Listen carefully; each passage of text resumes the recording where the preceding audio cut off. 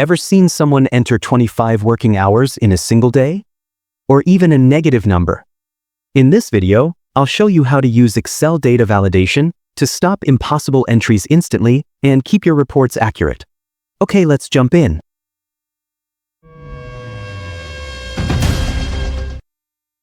Here I have a list of employees in column A, and their daily working hours will go in column B. First, highlight the cells in column B where the hours will be entered. Next, go to the Data tab at the top and click Data Validation.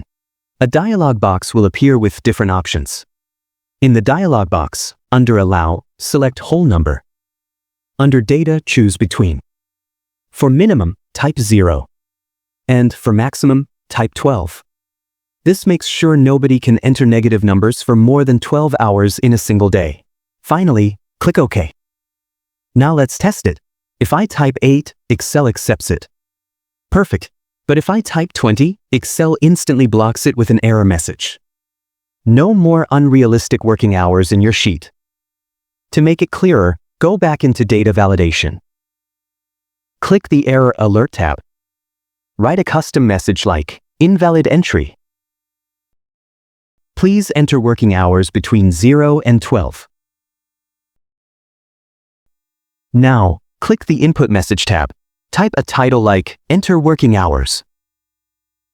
And a message like, Please enter daily working hours between 0 and 12.